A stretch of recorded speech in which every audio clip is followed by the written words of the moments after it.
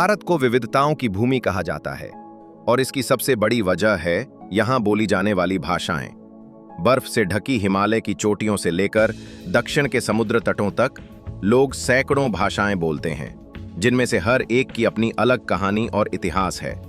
लेकिन सवाल ये है कि भारत में कुल कितनी भाषाएं बोली जाती हैं, इनकी उत्पत्ति कहाँ से हुई, ये आपस में कैसे जुड़ी हुई हैं, और क्या इनमें से कुछ भाषाएं भारत से बाहर भी पहुंची। इस वीडियो में हम भारतीय भाषाओं की इस अद्भुत यात्रा को समझेंगे, उनकी उत्पत्ति, आपसी संबंध, मिश्रण और प्रभावों के साथ। भारत में कितनी भाषाएं बोली जाती हैं? भारत की जनगणना के अनुसार यहाँ 122 प्रमुख भाषाएं और 1500 से अधिक बोलियां मौजूद हैं। भारतीय संविधान ने 22 भाषाओं को आधिकारिक मान्यता दी है, लेकिन भाषाविदों का कहना है कि आज भी लगभग 450 जीवित भाषाएं बोली जाती हैं। यही कारण है कि भारत दुनिया के सबसे भाषाई रूप से विविध देशों में से एक है। इन भाषाओं की उत्पत्ति कहां से हुई? भारतीय भाषाएं मुख्य रूप से 4 बड़े परिवारों में बटी हुई हैं। पहला है इंडो आर्यन परिवार, जिसे लगभग 3/4 भारतीय बोलते हैं। ये भाषाएं हजारों साल पहले इंडो यूरोपीय समूह से आई थीं। हिंदी, बंगाली, मराठी, गुजराती, पंजाबी और उर्दू इसी परिवार की भाषाएं हैं। दूसरा है द्रविड़ परिवार, जो दक्षिण भारत का मूल भाषा परिवार है और सबसे प्राचीन माना जाता है। तमिल, तेलुगु, कन्नड़ और मलयालम इसी में आती हैं। तीसरा है ऑस्ट्रो एशियाटिक परिवार, जिसे भारत की सबसे पुरानी भाषाओं में गिना जाता है। इसमें संथाली, मुंडारी और खासी जैसी जनजातीय भाषाएं आती हैं। चौथा है तिब्बती बर्मी परिवार, जो उत्तर पूर्व और हिमालयी क्षेत्रों में बोला जाता है।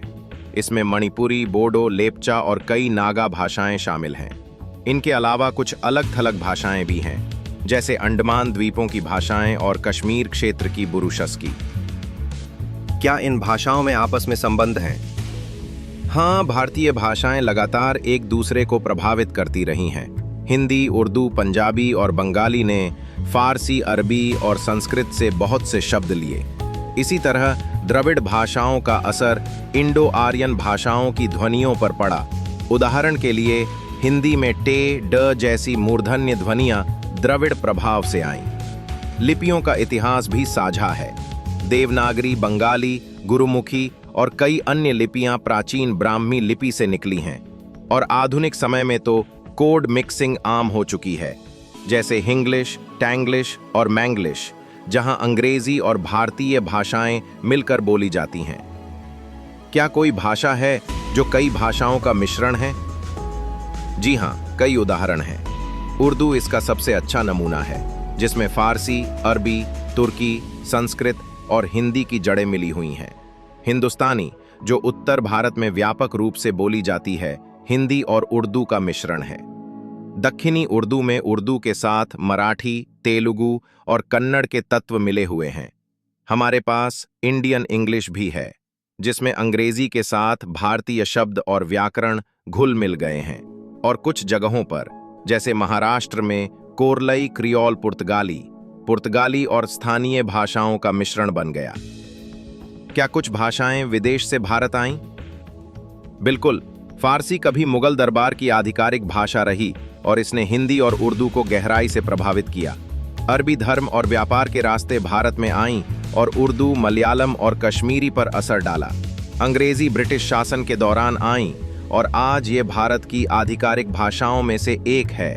पुर्तगाली भाषा आज भी गोवा, दमन और दीव में दिखाई देती है और इसने कोंकणी और मराठी पर असर डाला। और पुदुचेरी में आपको आज भी फ्रेंच के निशान मिल जाएंगे। तो जैसा हमने देखा, भारत की भाषाएं सिर्फ संवाद का माध्यम नहीं है, ये जीवित इतिहास हैं। ये हमें प्राचीन प्रवासों, साम्राज्यों, व्यापार और संस्कृति की झलक देती हैं। संस्कृत और तमिल से लेकर उर्दू और अंग्रेजी तक, भारत की हर भाषा अपने भीतर विविधता और जुड़ाव की कहानी समेटे हुए है, और यही भारत के भाषाई परिदृश्य को सचमुच अद्वितीय बनाता है।